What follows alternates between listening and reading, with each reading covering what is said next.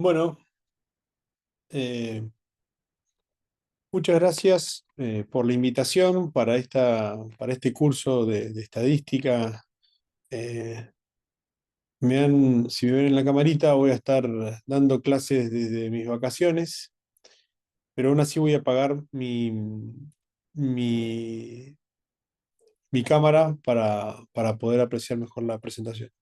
Quiero agradecer en primera instancia la invitación para dar esta charla que me parece súper interesante, que es algo que aplicamos básicamente todos los días al momento de ver estudios científicos, al momento de pensar de cómo tenemos alguna conducta terapéutica y que lo hacemos de forma automática. Sin embargo, eh, creo que está bueno refrescar o al menos introducirnos en este tema que es muy importante. Quiero agradecer a los organizadores, a mi padre Gustavo y a todos los que han puesto, que la verdad me siento alguien, soy un humilde servidor que intento darle una explicación un poco distinta sobre el test de las hipótesis. Bueno, yo soy Ignacio y vamos a avanzar sobre el tema. ¿Qué es el testeo de hipótesis? En realidad, el testeo de hipótesis no es más que otra cosa distinta, traduciéndolo al castellano puro y llano, es que es el test de que es para ver nosotros si los datos que nosotros encontramos en una muestra seleccionada, que en nuestro estudio científico o en nuestra población de pacientes que queremos ver, que vemos algún dato muy puntual, queremos ver si es muy diferente a lo que sucede en la población general. Entendiendo que el valor real de ese dato o de ese hallazgo que nosotros tenemos, el verdadero real es el de la población y no tanto el de nuestra muestra. Y a partir de ahí surge este análisis de hipótesis. Es muy importante la estadística descriptiva, que yo creo que lo han presentado previamente, no me voy a meter en el tema, pero la estadística descriptiva nos ayuda un poco a analizar nuestros datos, sobre todo con las curvas, cuando tenemos curvas y son datos continuos, y nos permite describir y medir, describir nuestra población. En este ejemplo son el nivel de colesterol en una muestra que nosotros hicimos, le vamos a poner la clínica Pasteur de los pacientes internados, y los separamos en dos grupos y queremos comparar estos dos grupos, el masculino y el femenino. Eh, y acá nos tenemos a nuestra derecha las estadísticas que hemos sacado con nuestro grupo. Cuando nosotros analizamos estos datos, encontramos esta diferencia en este grupo de masculinos versus femeninos. Podemos definir y podemos decir que esta diferencia si es realmente la verdadera, o si esta diferencia no es la verdadera, no es la verdadera diferencia o está hecha al azar. Encontramos esta diferencia de pura casualidad. Entonces, para nosotros poder definir esto, tenemos que inicialmente empezar con una hipótesis nula. Luego testear la hipótesis, observar nuestros datos, obtener el valor eh, cuantificable de esa observación y poder concluir. Si aceptamos nuestra teoría de que esta diferencia que encontramos es totalmente distinta a una diferencia, a la diferencia ya en la población general, o si aceptamos de que esta diferencia es solamente por casualidad.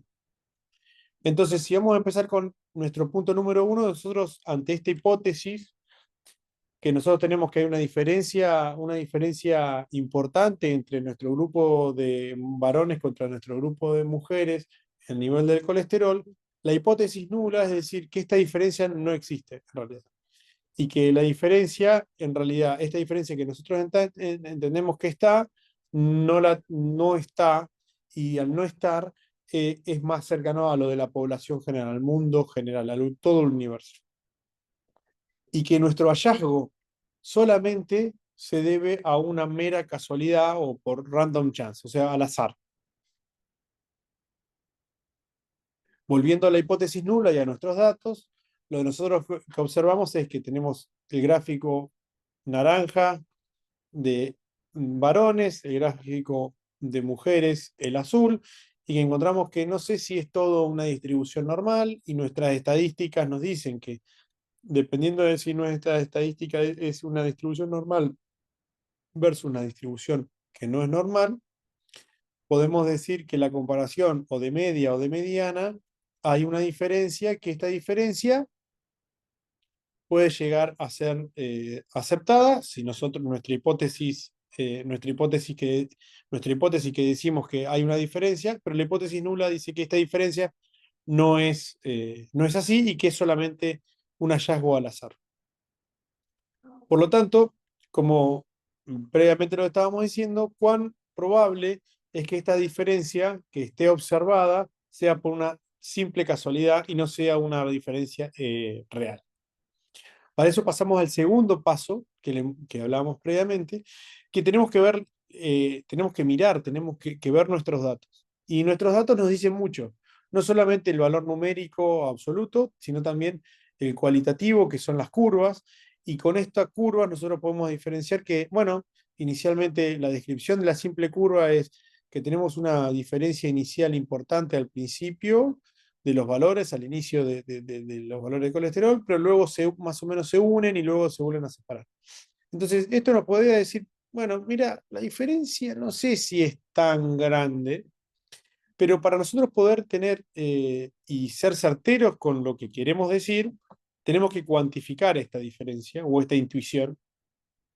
Tenemos que calcular la probabilidad exacta de que esta diferencia que nosotros encontramos, este hallazgo que nosotros encontramos, sea o una realmente, potencialmente, un hallazgo importante, o realmente este hallazgo o esta diferencia entre estas poblaciones no es del tanto, no es tan así y posiblemente se deba al azar. Entonces, observando las imágenes más la cuantificación, empezamos a introducirnos a un valor, y el famoso valor de P, o la P de significancia o p-value, que es nada más que la probabilidad de que la diferencia hallada sea, que la diferencia, que el valor de la diferencia hallada sea lo suficientemente grande como para que sea al azar, o sea, por casualidad. Y nosotros tenemos un punto de corte. No sé si está bien expresado esto, pero creo que lo vamos a entender en la próxima diapo.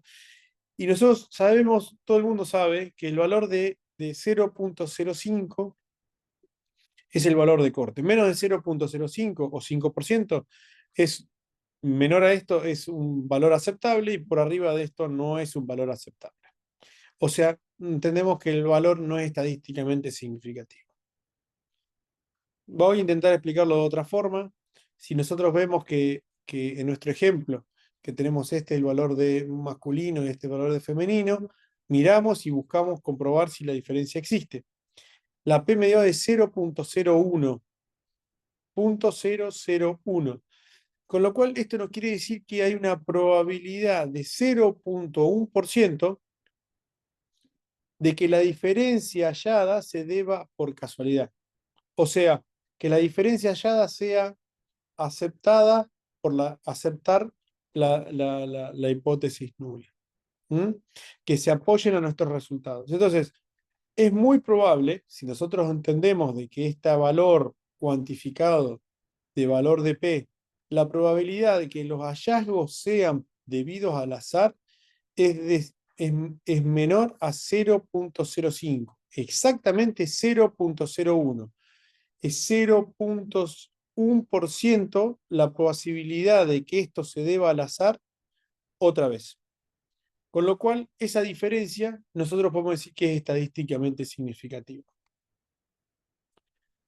Con lo cual, nosotros acá tenemos que aceptar o rechazar la hipótesis nula. El valor que nosotros encontramos de 0,01, podríamos decir que rechazamos la hipótesis nula, que no hay o sea, que la hipótesis nula es que no hay esa diferencia, con lo cual nosotros rechazamos, rechazamos la hipótesis nula.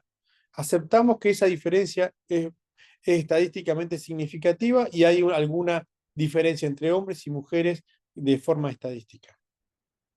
Cuando aceptamos la hipótesis nula, es totalmente lo contrario. Aceptamos de que no hay significancia, aceptamos que no hay diferencias y la significancia estadística va a ser obviamente superior a 0.5.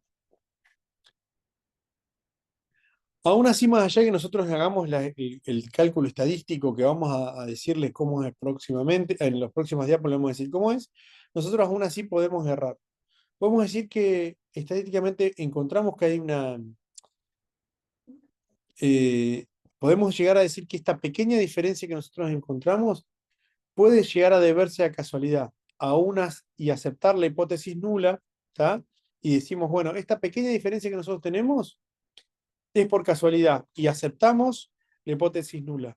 O puede llegar a pasarnos que que la diferencia que entendemos, que tenemos es demasiado grande y podemos rechazar la hipótesis nula y que no se debe a este hallazgo por casualidad. Aún así, nosotros podemos llegar a errar. Cuando nosotros concluimos que hay una diferencia significativa o una diferencia entre los dos grupos de población, pero realmente esa diferencia no existe, nosotros podemos llegar a entrar en un grupo, en un tipo de error. El error tipo 1 o llamado alfa. Cuando nosotros decimos que no hay una diferencia, aceptamos la hipótesis nula, pero realmente existe, entramos en un tipo de error 2, beta. Seguramente este gráfico o esta tabla de 2×2 la han visto y puede llegar a ser que les sea un poco más fácil encontrar los tipos de errores. Cuando nosotros eh, aceptamos, aceptamos la hipótesis nula cuando realmente es falsa, aceptamos, aceptamos de que hay, en nuestro estudio aceptamos de que no hay una diferencia, pero realmente sí la hay, es en un error beta. ¿Bien? En cambio, cuando nosotros rechazamos la hipótesis nula de nuestro estudio, o sea, decimos no hay o sea, decimos que hay una diferencia, sin embargo, esa diferencia no existe, es un error tipo alfa, tipo 1. ¿Bien? Espero que les haya sido aclarado esto. Esto tiene forma de corregirse porque podemos calcularlo previamente. Y cuando nosotros lo calculamos previamente, yo creo que el cálculo de muestral lo han visto o lo van a ver más adelante o después. Esto se puede corregir simplemente con calcular previamente estos tipos de errores y prevenir que cuando nosotros vayamos a hacer un estudio, este error no nos aparezca y probablemente este error que no nos aparezca se deba a que tengamos que hacer un ajuste del tamaño de la muestra. Siempre y cuando nosotros podamos prevenir en un estudio epidemiológico. ¿Cómo es elegir el mejor test? El mejor test lo podemos elegir de la siguiente forma. Siempre vamos a repasar y revisar los 3 pasos estadísticos previos cuando nosotros queremos comparar grupos y acá va a salir la comparación de los grupos, este hallazgo de diferencia entre un grupo y el otro, y cuando nosotros encontramos esta diferencia entre un grupo y el otro, tenemos que hacer nuestra hipótesis alternativa y nuestra hipótesis nula. En la hipótesis nula vamos a siempre decir que no hay una diferencia, mientras que en la hipótesis alternativa aceptamos que esa diferencia existe. Y va a depender mucho de la variable el test que vamos a elegir para sacar el valor de P. Cuando nosotros hablamos de una variable categórica, vamos a elegir algunos tests, y cuando nosotros hablamos de una variable continua, vamos a elegir otro tipo de test. Vamos a empezar con las variables continuas. Las variables continuas, vamos a primero ver cómo es su distribución. O sea, si encontramos que es una distribución paramétrica, perdón, esta paramétrica me salió a mí, la pinté yo, más o menos. Es una paramétrica, créanla. Y después cuando tenemos una distribución no paramétrica. Esta es una distribución no paramétrica con la cual podemos llegar a decir que no tiene una distribución gaussiana o normal, entre comillas. Esto es una variable peso que le puse una variable X. Entonces podemos ver que hay una paramétrica y no paramétrica. Dependiendo de la distribución de estas variables, lógicamente va a también ser la descripción de la estadística. Vamos a tener para